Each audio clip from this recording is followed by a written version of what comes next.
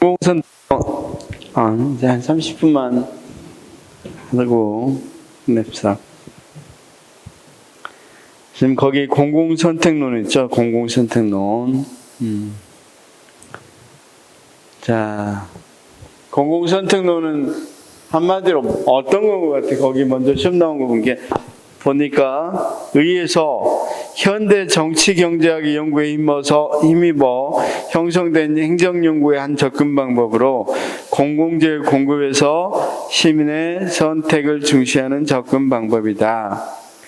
경제학적 분석 도구를 국가 이론 또는 투표자 행태, 정당 정치, 관리 형태, 이익 집단 등을 연구했다. 그쵸?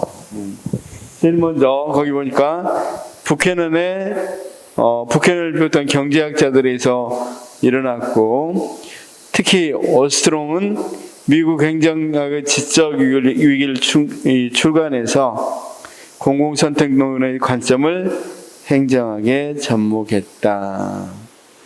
선생님, 이렇게 행정 영역 또는 정치 영역을 경제학으로 분석할 수 있는 분석했다는 거죠. 정치 경제학. 자, 그래서 공공선택론의 특징 굉장히 시험이 많이 나와요. 이 부분은 경제학적 접근 방법을 통한 비시장적 의사결정 분야의 연구. 우리가 옛날에는 시장 부분이 있었고 공적 부분이 있었는데 이쪽 부분까지 경제학으로 연구하겠다는 거죠. 이쪽을 연구했던 게. 이런 표현들을 잘 받으시기 바랍니다. 그래서 공공선택론은 경제학적 분석 도구를 비시장적 의사결정 부분인 정책결정 구조, 투표 규칙, 투표자 형태, 정당 정치, 관리 형태, 이익 집단 이런 것들에 연구를 해봤단 말이에요. 다음 방법론적 개체주의와 연역적 접근. 여기도 뭐라고 되어 있어요? 방법론적 개체주의. 제가 경제학은 방법론적 개체주의라고 그랬죠. 그다음 이제 선생님들 잘 틀리는 게 이제 연역적 접근이야. 연역적 접근. 연역적 접근. 우리 이게 뭐냐면 연역적 접근은 이런 겁니다, 선생님. 우리가 경제학 할 때는 뭐부터 시작해? 우리가 이렇게 시작하죠. 우리가 이 A가 죽었다, B가 죽었다, C가 죽었다. 그래서 D도 죽을 것이다. 또는 사람은 죽는다. 이러면 균합적이죠. A라는 사람 죽고 B라는 사람 죽고 C, 그럼 결국 모든 사람은 죽는다. 이게 되겠죠. 이게 균합적이라면. 그게 아니라 자, 이를테면 무엇부터? 이론부터. 종이가 불에 탄다. 아니 뭡니까? 불에 타는 물질을 뭐라 그래? 가연성 물질은 불에 탄다. 종이는 가연성 있는 물이다. 따라서 종이는 불에 탄다. 뭐 이렇게 이야기하는 게 연역적 접근이에요. 그러니까 연역적 접근은 항상 이론이 먼저 있어. 그러면 우리가 경제학 보면 경제학에는 수요와 공급에서 가격이 결정된다. 이렇게 해서 수요가 올라가면 뭐 공급이 내려가면 이렇게 이야기하죠. 그러니까 쉽게 말해서 경제학들은 다 어떤 것을 결정하고 전체적인 어떤 이론이 있다는 걸 전제하고 사건마다 이야기를 하는 거죠. 그래서 그런 것들이 연역적 접근이야. 그냥 알아도 경제학적 접근은 거의 대부분보다 연역적 접근을 한다. 자, 그 다음 교환으로서 정치도 하나의 우리가 자 한번 생각해 봅시다. 경제는 뭐 하는 겁니다. 경제는 교환하는 거잖아. 그러니까 여기서 교환으로서 정치란 말은 정치를 뭘로 본다? 경제학으로 본다. 그래서 이건 뭐 기초로 안 됐지만 교환으로서 정치란 말도 있다는 거 알아두시기 바라고. 그래서 거기 있는 거 비용 부담을 합의해서 자발적으로 교환한 유권자는 시장에서 교환처럼 투표를 통해 자신의 수요를 표출하고 이런 식으로 정치도 수요와 공급 상황 속에서 설명될 수 있다는 거죠. 그다음 공공재의 생산자와 소비자로서의 정부와 시민들이 있겠고, 그다음 시민 개개인의 선호와 선택이 존중되고 전통적 정부 관료제의 정부의 실패를 지적했고 비관료적 조직 공공부문의 시장 경제화를 처방으로 내놓는다. 그래서 공공선택론에서는 관료적 조직으로는 이런 문제를 해결할 수 없다는 거야. 그러니까 비관료적 조직이고 공공부문의 시장 경제화를 처방으로 내린다. 즉 우리가 어느 부분에다가 공공 부분에다가 시장의 논리는 자율과 경쟁의 논리를 넣자는 거죠. 이게 바로 뭐다? 공공선택론이다. 자, 공헌은 정부 실패를 지적했다는 점. 뒤에 나온 신공공 관련은 이론적 배경이 되고, 자, 민주행정 강조했다. 고객 대응성.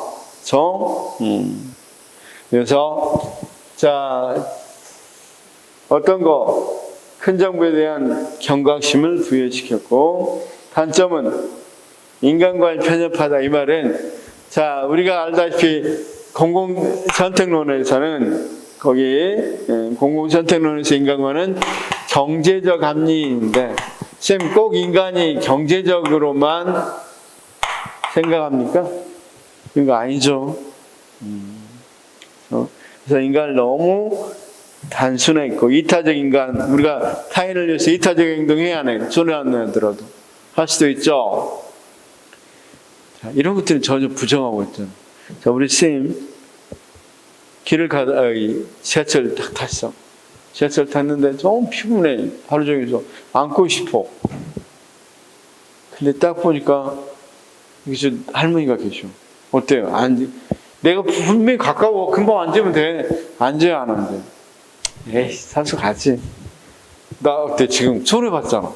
이게 함정 경쟁이면 제일 먼저 가서 편안하게 있다가 가야 내가 훨씬 더 비용분의 효과도 높고, 그쵸? 다시 공부해야. 근데 선수 간단 말이야. 그건 지금 어떻게 설명하고? 그래서 이제 사회적 제도주의 같은, 이제 신제도주의, 사회적 제도주의 같은 거, 이런 걸 설명 못 하니까 나오는 거야. 사회적 제도주의. 그쵸? 그래서 우리 인간이 꼭 이렇게 합리적으로만 하느냐 이 말이고, 시민 참여가 활발한 선진국엔 적합하지만 아무래도 그렇지 못하고는 후진국은 적합하지 않는 이론이고, 그다음 시장 기업으로 확대로 인해서 너무 모든 걸 경제 논리로 따지다 보니까 약한 사람들은 어떻게 되겠어요? 훨씬 더 어려워지겠죠. 그래서 신자유주의 정책에서 공공선택론 이런 것에 입각해서 신공공관리론이 들어온 뒤에 가장 큰 문제, 불평등이 심해요.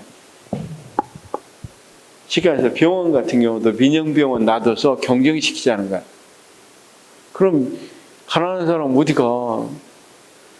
질 좋고 많이 그런 서비스 잘 갖춘 데는 당연히 어떤 게 있어. 민영병원 돼가지고 돈 많이 벌려고 하겠죠. 그럼 결국 정말 안 되는 병원, 또 뭐 갖지도 않은 병원만 남아있게 되고, 그러면 어떻게 돼?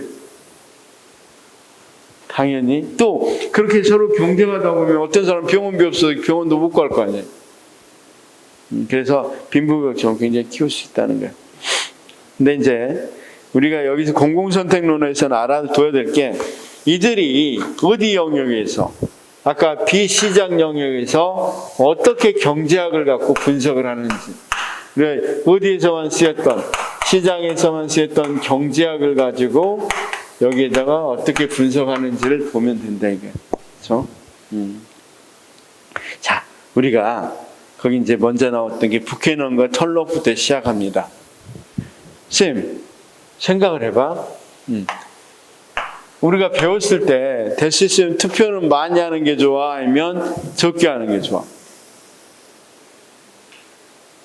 아니, 일반적으로 우리 지금까지 비시장 상황 속에서는, 여기 상황 속에서, 비시장 상황 속에서는, 정치적인 영역에서는 투표율 높이려고 많이 노력하잖아. 이거 투표율 나중에 이거 가지고 어떡해.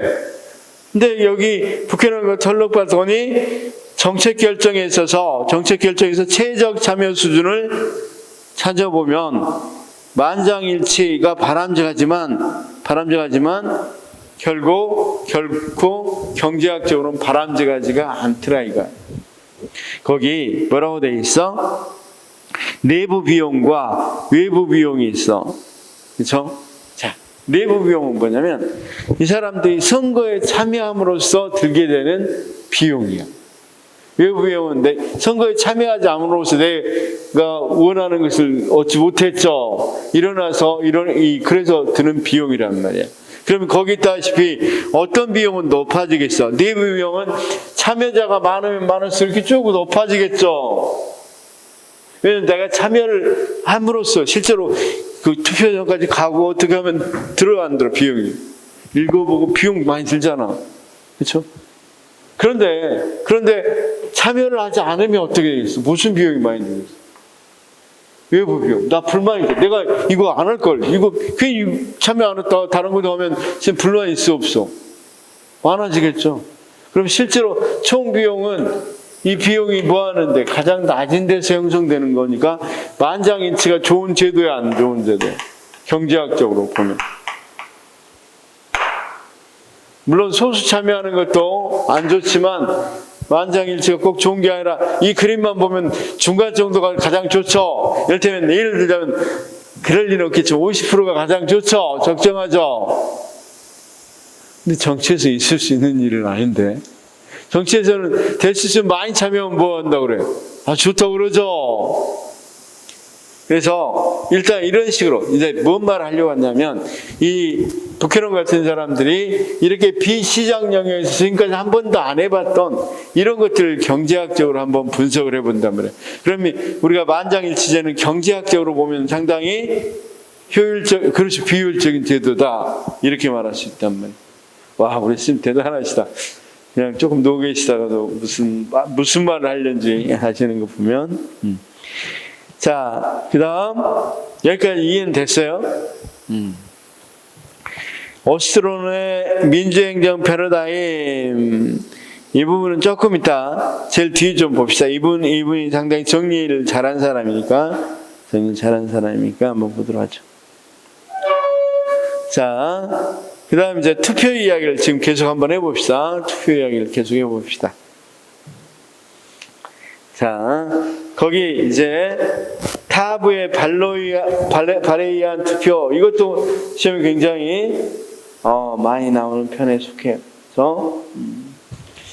그런데 이제 그건 중요하니까 지금 여기다 배치했는데 투표 이야기를 먼저 조금만 더 해보고 한번 해봅시다. 아까 방금 만장일치가 비효율적이라고 그랬죠. 그러면 이 투표를 또 한번 분석해 보면 거기 다운스의 중위투표자 원리라는 게 있어요. 중위투표자 원리. 우리가 보통 투표는 뭘로 합니까? 다수결로 하죠. 다수결로 합니다. 자, 여기에 제도 이제 안건이 있어. 이를테면 10을 주는 안건, 20을 주는 안건, 30, 40, 50, 60을 주는 안건이니까 합시다. 아예 안 주는 것부터 할까요? 그렇죠?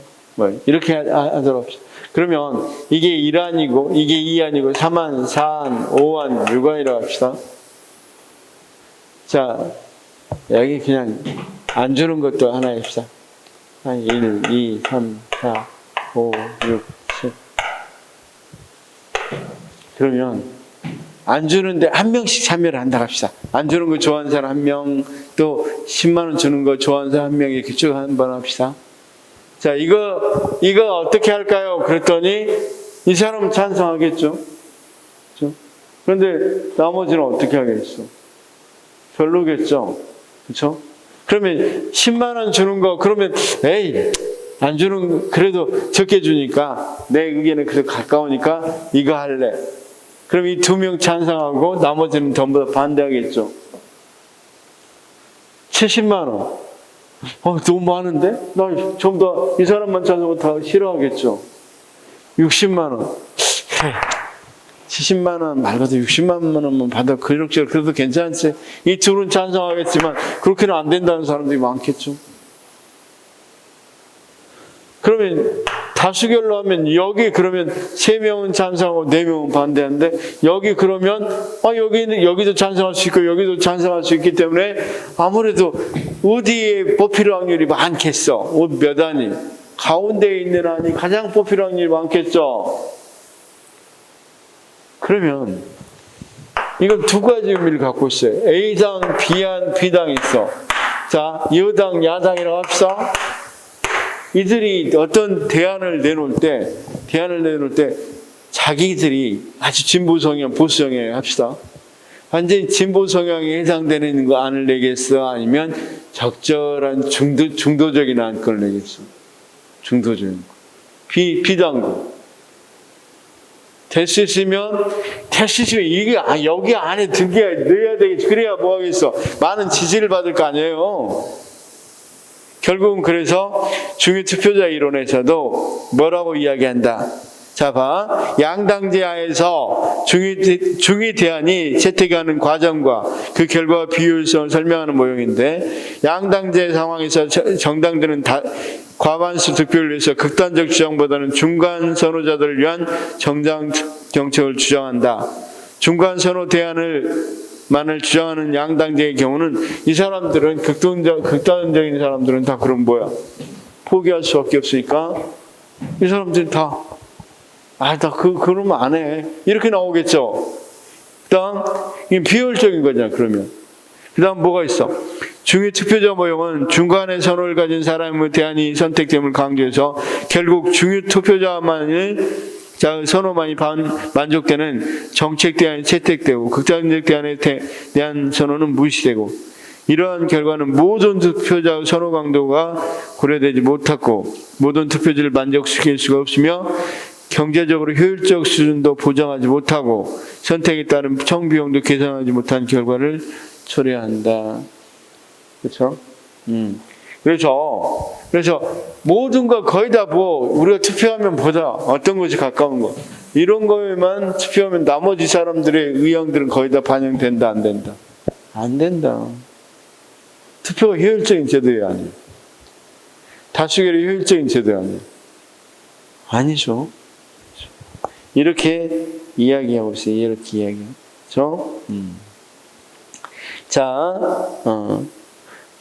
그래서 그 다음 또 어떤 거? 쌤 물론 시험에는 안 나와서 이렇겠지만, 쌤 여기 봐. 만약에 우리 책 조금만 봅시다.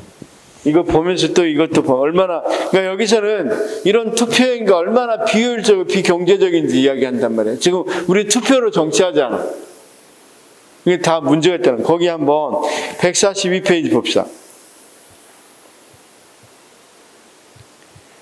만약에 뭐 A안, B안, C안이 이렇게 있다면 X투표자, Z투표자, Y투표자 이렇게 있으면 먼저 A안을 가지고 투표하면 어떻게 되겠어요? A안을 가지고 투표하면 A안을 제일 높게 쳐주는 투표자가 누가 있어? A, B, C에서 자, 먼저 해봅시다. 이렇게 해봅시다. X로 이야기하면 누가 제일 이걸 선호하는지 한번 봅시다. X투표자는 A안을 제일 선호하고 B안은 C안을 이렇게 선호하죠. Y투표자는 여기 보니까 그렇죠. Y투표자는 C안, B안, A안, 그쵸? C안, B안, A안이란 말이에요. 그 다음, G투표자는 어떤 걸 선호해요? B안, A안, C안이죠. B안, A안, C안이란 말이에요. 그러면 먼저 이렇게 한번 해봅시다. 먼저 누구부터? 먼저 A, B, C 안이 있을 때 여기부터 한번 해볼까요? 여기부터 B, C 안 중에서 누가 B, C 안 중에서 보면 여기는 여기 되고 두 개 중에서는 보니까 X가 B안을 더 선호하죠. 여기는 다르지만 여기는 C도 B안을 더 선호하죠. B가 이겼네요. 그래서 A하고 이제 해봅시다. 왜냐하면 항상 투표는 두 개 가지고 많이 하잖아요. 그러면 두 안으로 하면, 자, 여기는 A, C, 여기는 A가 더 유리하네. 여기는 C가 더 유리하네. 여기는 A가 유리하네. 뭐가 이겼어요? 결국은 AI이 선택되네. 그렇죠. A, B부터 먼저 붙어도 똑같아요. A부터 먼저 이야기도 A 아니었죠. 그다음, 자, 이게 뭐냐면, A, B부터 먼저 붙어도 A안, A하고 C하고 해도 A안. 그쵸? A안 딱 나오네. 좋죠? 근데 만약에 여기 각 투표가 2번 투표의 역설이 발생했을 때를 한번 봐봐요. 투표의 역설이 발생하면 어떤 안도 퇴책될 수가 없어요. 어떤 안도. 거기, 자, X 투표자는 똑같고, Y 투표자만 뭘로 돼 있어, 이제? 원래 G 투표자도 똑같죠?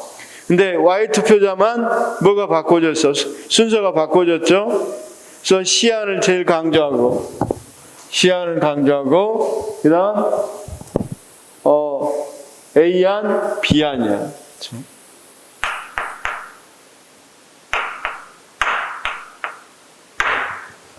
그러니까, 이건 이런 사람이야. Y 투표자는 이런 사람이야. 하려면 하고 말려면 마는 사람. 하려면 왕창 주고 말려면 말아야지. 이거 미지근한 거 싫어하는 사람. 봐봐. A안은 C안은 아주 적게 주겠다는 거잖아. B안은 중간 정도 주겠다는 거죠. C안은 쉽게 말해서 이거 봐봐. 자, C안은 아예 그냥 저희 예산 전략학에서 아예 안 하겠다. B안은 10억 정도 드리겠다. C안은 100억 드리겠다. 근데 다른 사람들은 어느 정도 일관성 있죠? 그런데 누구는 Y 보니까 Y는 어떤 사람이야? 원래 안 주는 걸 좋아해. 근데 주려면 왕창 주라. 이런 사람이 있겠죠? 그러면 이제 봐. 여기 투표 한번 해볼까요? A, B, C에서 먼저 B, C부터 해볼까요? B, C. 누가? 여기는 B, C. 여기 C, B, B, C. B가 이겼네. 자, A하고 B하고 한번 해볼까요? 여기는 A, B, A, B. A가 이겼습니다. 그렇죠. A안이 좋겠죠. 근데 한번 해볼까요? A, B부터 먼저 해보겠습니다. A, B부터 먼저 하니까 A, B, A, B, B, A가 되네요. A하고 이제 C하고 해보겠습니다. A하고 C, A, C, C, A. 뭐가 잘못됐는데? A, B하고 먼저 해보면 A, B, A, B, A, B. 뭐가 잘못됐어? 지금 G가 잘못됐나요? G가 B, A, C가 아니죠? G가 거기 보니까 그렇죠. 보니까 C, A, B구나. C, A, B. C, A, B 맞는데? Y 말고, Y하고, 그 다음, X 투표자 왔죠? A, B, C. 그 다음, Z 투표자는, 그쵸, B, C, A, B, C, A. 여기가 여기가 잘못됐구나. B, C, A네. 그러면, 여기 잘못, 여기는 C가 되겠죠. 그러면 어떤 걸 투표할까? 어떤 걸 선택하느냐에 따라 다 다를 수밖에 없겠죠. 그래서 이렇게 이 분포가 이렇게 올라온 걸 쌍봉 분표라고 그래. 이렇게 된 걸 단봉 분포라고 그러고. 근데 Y 투표자 보니까 어떤 분포가 생겼어? Y 투표자 보니까 하나 분포가 위로 올라온 게 아니라 두 개 다 올라와 버리죠. 이럴 때는 투표의 역설이 생겨요. 다시요. 하나가, 자, 거기 대부분 펴보니까 전부 다 단봉분포로 돼 있잖아. 이렇게 되더라도 하나가 제일 위로 돼 있잖아. 근데 두 개가 위로 이렇게 올라가면 V자 같이.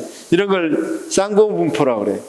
그러니까 우리가 이 분포에서 이야기할 때는 이렇게 되는 걸 정규분포라고 그러고, 쌍분포는 하나가 올라가고 두 개가 올라가는 걸 우리가 쌍분포라고 그래요. 그럼 여기 표현을 하자면 여기서는 이렇게 돼 있겠죠, 표로. 이런 걸 쌍분포라고 그러는데, 이런 분포로 돼 있는 경우는 투표의 역설이 생긴단 말이에요. 이해는 됐죠? 좋습니다. 그런 것들이 일어날 수 있고, 그러면 투표에 역설되면 사실은 다수결로 뽑는다는 건 말이 안 돼 버리죠. 굉장히 비효율적인 거잖아. 아니, 뽑을 수가 없는 거잖아. 뽑을 수가 없는 거. 그럼 여기 요령 있는 사람이 요령표 가지고 원래 제일 좋은 대안이 없는데, 야, 그러지 말고 BC부터 먼저 해봐. AI를 좋아하는 사람. 이래 버리면 AI 뽑히는 희귀한 현상이 벌어지겠죠. 이 AI 가장 좋습니까? 아니잖아. 이런 문제가 있을 수 있다는 거예요. 투표의 역선. 자, 그 다음 27페이지 다시 리바이던 가설이라고 그래서, 북한에는 정치자들이 제선 투표 투표를 위해 로그롤링 통해 투표 거래를 한다. 그래서 재정권을 독점한 정부에서 정치가나 관료들이 독점적 권력을 국민에게 남용하기 위해서 한다.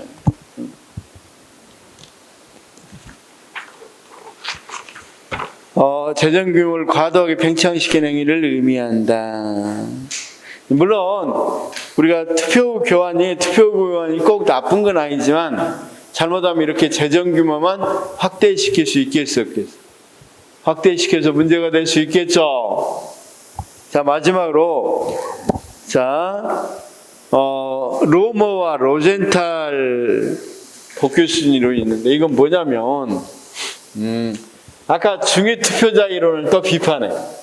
중간에 된 게 될 것이다. 중간 부분에 있는 대안들이 항상 선택된다. 이렇게 이야기했죠. 근데 로젠탈과 여기 로머 로젠탈을 보니까, 관료들은 all nothing으로 극단적 형태로 이 정부를 예산을 제한한단 말이에요. 근데, 그러니까 아까 이야기했다시피 하면 하고 말만 하는 거. 그러면 누구 입장에서는, 국민 입장에서 아예 안 하는 거 안 되는데, 그럼 받아들일 게 뭐야? 이거 받아들여야 되죠. 관료 입장에서는 자기 돈 아니잖아. 그쵸? 자기 돈 아니니까 이거 하면 이거 해. 그럴 때 어떻게 해? 아주 적게 해서 없는 의미를 갖게 만드는 예산하고, 그래 완전히 큰 예산은 어떤 걸 가지려면 이건 힘드니까 가지면 안 되니까 이걸 선택할 수밖에 없겠죠. 관료 입장에서 안 하면 말지 뭐, 이런 거잖아. 자기 거 아니잖아. 이 도로 안 놔둬도 관료 입장에서 큰 문제 없잖아. 그쵸? 그러니까 이 돈 이만큼 드릴래 안 드릴래? 이거 드리겠다고 할 수 있고.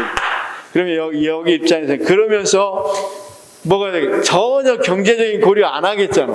all nothing이면. 그쵸?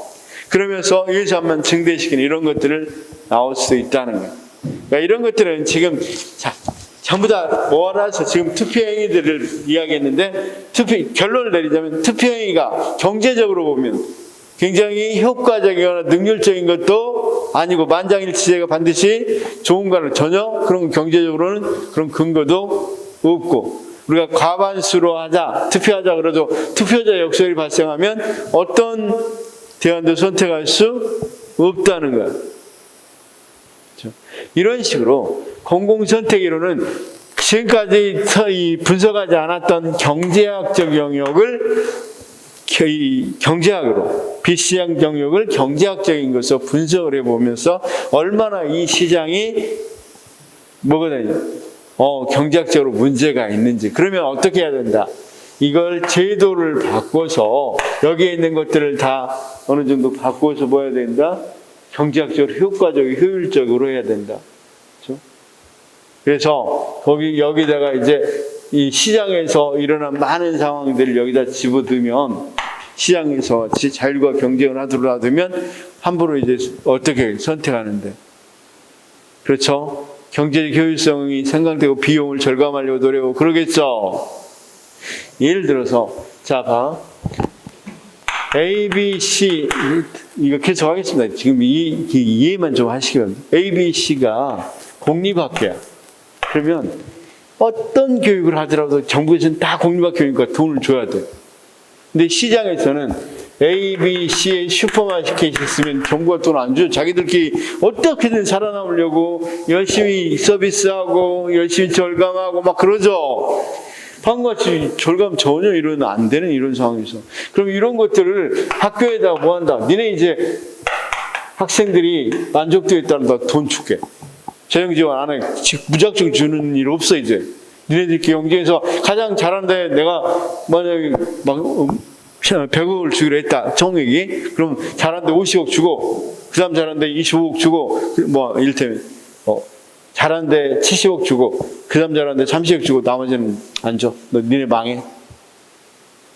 시장에서 다 망하는데. 이런 식으로 이제 학교를 공립학교에다 경쟁을 시켜버리는. 시켜서 그래, 학교 선택제로 한 거야. 그리고 학생들, 너네가, 우리가 시장에서도 뭐 하는데, 우리들에게 친절하고 그런 데 많이 가려고 하죠. 그럼 학생이 나쁘면 이게 너네 마음대로 가요. 옛날에는 그냥 다 가도록 했는데, 그러니까 어떻게 했어? 잘하는 학교에 가게 되는데 친절하고 공부 잘 가르치고 그런 데를 가게 되겠죠. 그러면 어떻게 했어? 잘 서비스 좋게 하려고 하고, 어쨌든 질 높이려고 이렇게 하겠죠. 이렇게 하자는 게, 이렇게 하면 이런 문제들이 많이 해결될 수 있다고 생각한다. 지금 이제 투표만 이야기했습니다. 그 다음에 이제 관료가 어떤 행태를 보이는지, 이익 집단이 어떤 행태를 보이는지, 이제 비시장 영역에서, 그렇죠? 그런 것들을 분석해 보자, 이거야. 그리고 나서 이 사람들의 결론은 뭐다? 될 수 있으면 시장에서는 그런 일이 일어나. 시장에서 어떻든 자기가 비용을 절감해서 최대한 최대한 사람들을 많이 오게 하려고 노력하는 거지, 여기 같이 뭐 자기 마음대로 돈 쓰거나 그러지는 않겠죠. 그런 식으로 해야 돼. 그런 식으로 이제 기업가적 정부를 운영하자는 게 이제 공공선택이론을 기초로 해서 이제 나오게 되는 거죠. 신공공관리론이라는 게. 무슨 말씀인지는 아시겠죠? 그렇죠? 됐습니다.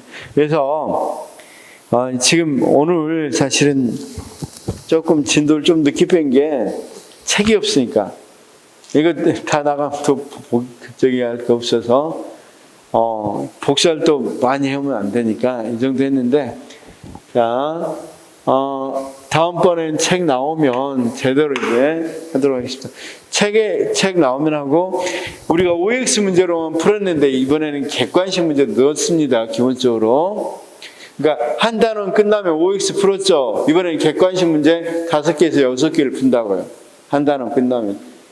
왜냐하면 이게 책이 안 돼서 복사를 하려고 그랬는데, 이거 복사 세부하니까 우리 집 프린터 고정은 42페이지라 그래서 어쩔 수 없이 아침에 이제 전화해서 여기서 프린트하고 그랬거든요. 그래서 원래는 이 객관식 문제 5에서 10문제 꼭 필요한 문제를 여기서 그러니까 OX만 푸는 게 아니라 실제 문제를 내서 이 끝나면 푸는 시간 갖고 프리하고, 끝나면 프리하고 이렇게 하려고 했는데 시간이, 그리고 가장 최근 걸로 좀 하려고 해요. 최근 거.